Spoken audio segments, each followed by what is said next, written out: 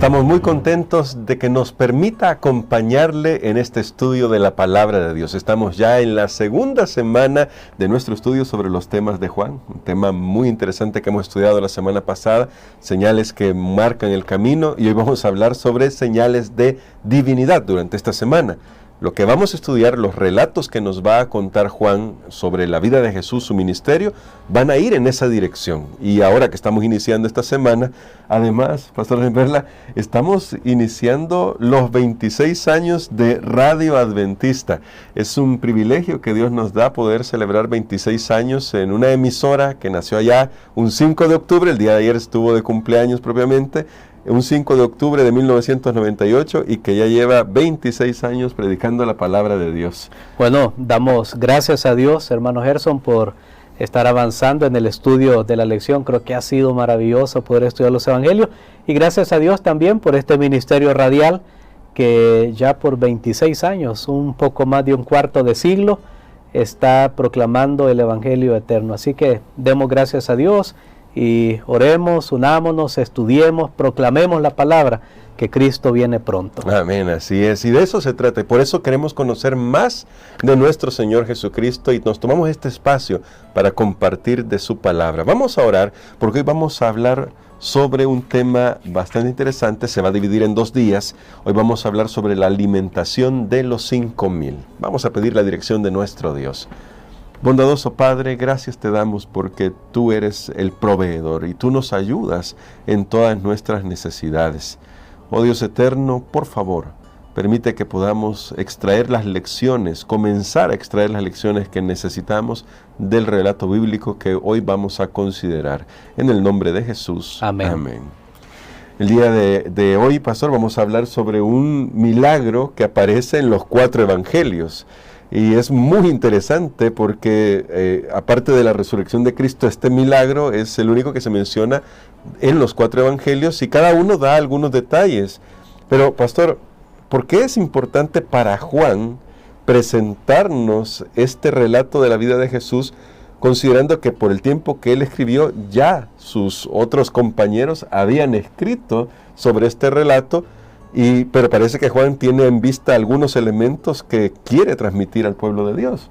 Muy bien, recordemos que los escritores bíblicos fueron inspirados por el Espíritu Santo, y ellos escribieron a una audiencia que en ese momento podían estar pasando ciertas dificultades. Lo comentábamos con Marcos, por ejemplo, sí. Como los lectores a quienes Marcos tuvo en mente, o los oyentes, ya que antes era más difícil conseguir el texto escrito, estaban pasando por situaciones difíciles, persecuciones, y era necesario tener alguna palabra de aliento ya al final del primer siglo, donde muchos de los testigos oculares de la vida de Jesús y de aquellos de la primera generación estaban pasando al descanso. Era necesario dar señales de que el evangelio tenía que continuar, que no solo era algo solo porque Jesús estuvo allí o un testigo, sino que su palabra es poderosa. Pero también, a medida van yendo al descanso los que han sido los pioneros, los líderes, es probable que nueva gente entra con teorías, filosofías, y entonces trataban de mezclar, y la iglesia cristiana parece que algunos comenzaron a cuestionar la divinidad de Jesús. Entonces creo que Juan, en su libro magistral, definitivamente él elige a través del Espíritu Santo aquellos relatos de la vida de Jesús que van a probar ese acerto de su divinidad. Y este es uno de esos momentos donde la divinidad de Jesús es evidente. Pero además de eso, yo quiero dar 2 respuestas porque este milagro aparece en todos los evangelios, exceptuando la resurrección de Jesús, que es el milagro de los milagros, ¿verdad? Que es maravilloso para nuestra salvación. En primer lugar, una respuesta homilética. ¿Qué es homilética? Es extraer del texto bíblico una aplicación, una enseñanza que nos anime, que nos ayude para nuestra vida diaria. De paso, hay muchos repasos de la lección de la escuela sabática y algunos de ellos yo los he escuchado son con propósitos homiléticos, Sí. y luego cómo aplicarlo. Nosotros hacemos eso, pero el nuestro, hago aquí un paréntesis para explicar un poquito.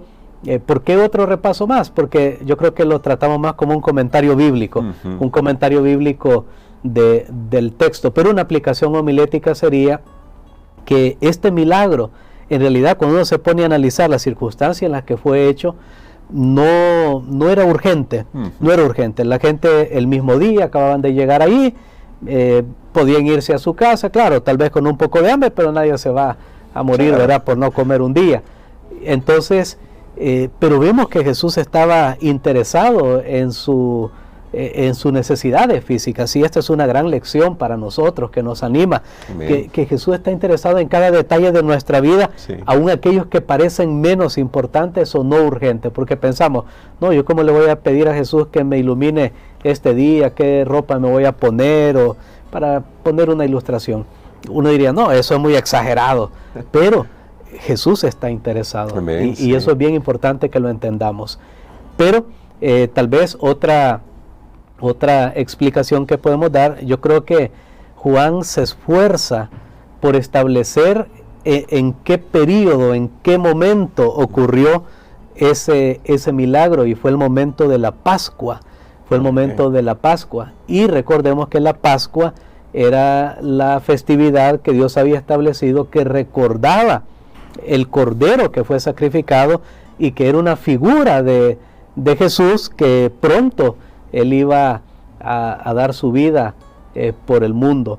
Entonces creo que ahí es donde ya tiene más razón, más sentido de incluir esta historia, ya que tiene que ver definitivamente con el gran acto de Dios y de Jesús para nuestra salvación. Bueno, entonces vamos a ir al texto y vamos a ver justamente lo que nuestro pastor decía, y porque aquí hay otros elementos que están en armonía con esto.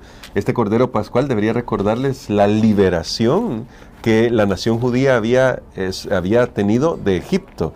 Entonces vamos a ver algunos paralelos, nuestro pastor nos va a ayudar con esto. Vamos a leer los primeros versículos, bueno, el relato al principio, dice desde el versículo 1 de Juan 6. Después de esto, Jesús fue al otro lado del mar de Galilea, el de Tiberias, y le seguían gran multitud porque veían las señales que hacía a los enfermos, o en los enfermos. Entonces subió Jesús a un monte y se sentó allí con sus discípulos, y estaba cerca la Pascua, la fiesta de los judíos. Cuando alzó Jesús los ojos y vio que había venido a él gran multitud, dijo a Felipe, ¿de dónde compraremos pan para que coman estos? Pero esto decía para probarle, porque él sabía lo que había de hacer. Y me voy a detener ahí, pastor, porque aquí la primera gran pregunta que surge es, en este periodo cercano a la Pascua, y que Juan nos está tratando de enfocar, haciendo un zoom a esto, ¿qué paralelos hay entonces entre Jesús, que ha venido, el Mesías, nosotros lo podemos decir así, porque lo sabemos ya, con lo que Moisés hizo en esa primera Pascua? Muy bien, recuerden ustedes que cuando Jesús vino, él era el cumplimiento de todo lo que estaba escrito allá en el Antiguo Testamento, y las acciones que Jesús hace realmente están conectadas con esa experiencia del pueblo de Israel, porque Jesús quería establecer, miren, yo soy el Mesías. De hecho, Moisés le había dicho al pueblo, un profeta como yo Sí. les va a levantar Dios, va a levantar, y a él tienen que escuchar, él tiene que oír. Esto lo encontramos en el libro de Deuteronomio.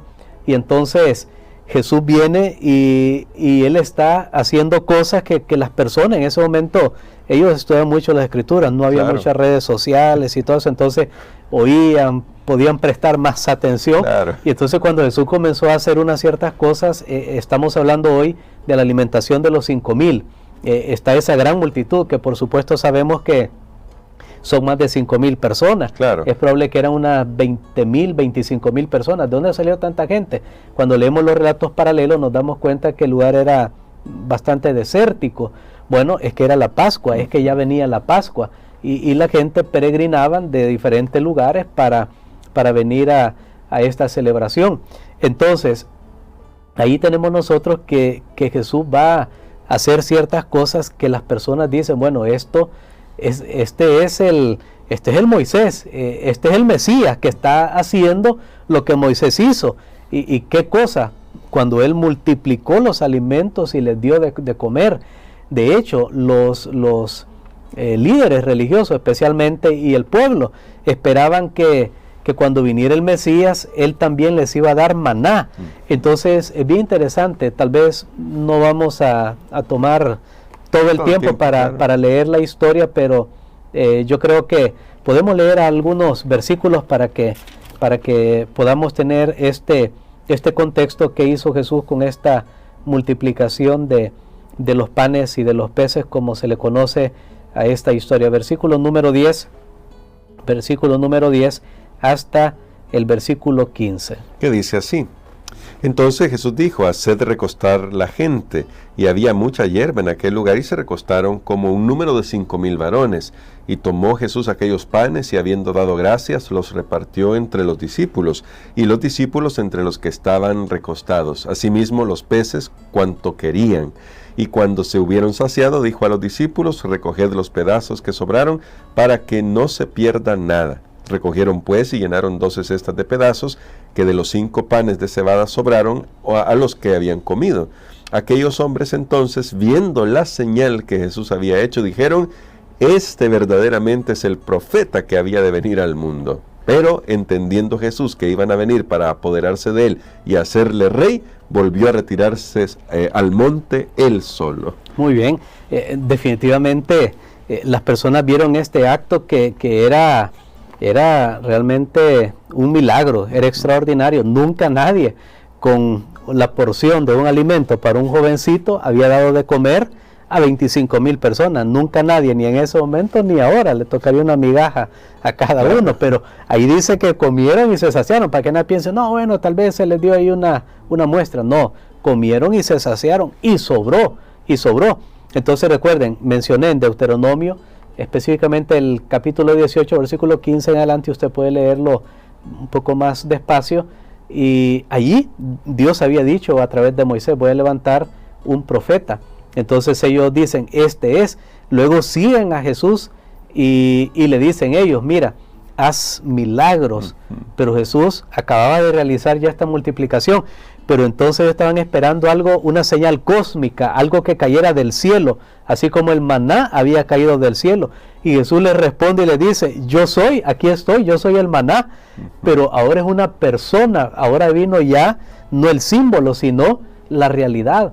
Y sabe que muchas cosas en esta historia nos dan a entender que Jesús realmente conectaba con esa experiencia de el pueblo de Israel cuando salieron de Egipto y el peregrinaje. Por ejemplo, aquí tenemos, yo la más clara que veo, es cuando Jesús mismo es el que dice: ¿de dónde compraremos pan para que coman esto? Sí. Es Jesús quien está haciendo la pregunta. En otros relatos se nos dice que los discípulos también preguntaron eso, pero aquí Juan registra que Jesús lo preguntó. ¿Por qué? ¿Será que no sabía lo que iba a hacer? Claro que sí, pero ahí Jesús hace lo mismo que Moisés. Si uno va a Éxodo capítulo 16 y Números el capítulo 11, se da cuenta que tanto cuando el pueblo tuvo hambre y cayó el maná, como cuando ellos querían carne, querían un alimento parece más pesado, las preguntas de Moisés era: Señor, ¿y cómo yo voy a alimentar a este pueblo? Entonces es la misma pregunta que Jesús hace, pero aquí hay otros elementos más. Por ejemplo, dice Jesús subió a un monte. ¿Quién era el que subió al monte para recibir la ley? Era Moisés. Tenemos otras referencias, por ejemplo, cuando recogen, dicen, los pedazos y sobraron. Bueno, esto nos recuerda el maná, cuando el pueblo tenía que ir y recoger el día viernes, recogían doble para el día sábado y no se dañaba. Entonces todo esto nos está diciendo: Jesús es el cumplimiento de todas esas promesas, de todas las profecías que habían en el Antiguo Testamento y ahora han encontrado su realidad. Incluso uno podría ver el paralelo con las 12 cestas, las 12 tribus de Israel, datos bien interesantes. Pastor, para terminar con nuestra reflexión de hoy, siendo que estaban cerca de la Pascua, y aquí se ve el contraste, y ellos, cuando ven esta señal, y lo dice el verso 15 de Juan 6, intentan apoderarse de Jesús para hacerlo rey, y Jesús tiene que retirarse, es decir, los despide a todos y se retira.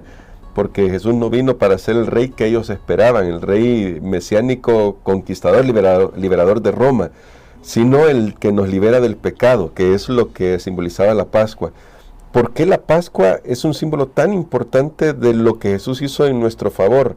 Es decir, debería ayudarnos a recordar que Jesús vino para tomar sobre él nuestros pecados, nuestra culpa, y pagar él, tal como lo que sucedió en esa primera Pascua y que recordaban los judíos siempre. Bueno, nosotros tenemos que recordar que el centro de nuestra salvación es Jesús. Y es lo que Él hizo, no solo vivir una vida perfecta. Si Jesús hubiera vivido una vida perfecta y nos dice, bueno, ahí les dejo el ejemplo de cómo vivir, y se va para el cielo, estamos perdidos. Él tenía que tomar nuestro lugar. Hay una sustitución, Él toma nuestro lugar. De hecho, recuerden que todo lo que estamos estudiando en el libro de Juan tiene que ver con sustitución. Aquí Jesús está mostrando, Él sustituye el maná. La gente está esperando nuevamente que cayera pan del cielo, y Jesús le dice, no, ya no, aquí está el pan, y es Él. Algo que nosotros podemos ver, una lección muy buena, es que sobró pan. O sea, no hizo falta para nadie. Y si Jesús es el pan de vida, porque Él lo dice, lo vamos a estudiar en esta semana, Jesús dice, yo soy, y Él es el pan, quiere decir que hay suficiente salvación para todo. Si alguien se pierde, no es no, yo llegué tarde a la repartición, a mí Dios no me tomó en cuenta. Hay suficiente. Si alguien se pierde es porque no quiso, pero hay salvación en Cristo Jesús. Y creo que eso es lo que a nosotros nos debe dar siempre esa esperanza en nuestros corazones, que Jesús, lo que nosotros necesitamos para saciar el hambre de nuestra alma, ha venido, y es el Mesías, cumplió todo lo que tenía que cumplir, y ahora nosotros tenemos salvación y vida eterna. Amén. Y por eso, pastor, ore por nosotros, para que podamos de todo corazón rendirle nuestro ser a nuestro Dios, a nuestro Señor Jesucristo. Amén. Padre, gracias te damos, Señor, por esta lección maravillosa que nos recuerda que Jesús es el pan de vida, que Él es nuestro sustituto, que Él llevó nuestros pecados, nuestras enfermedades, para que nosotros podamos ser sanados.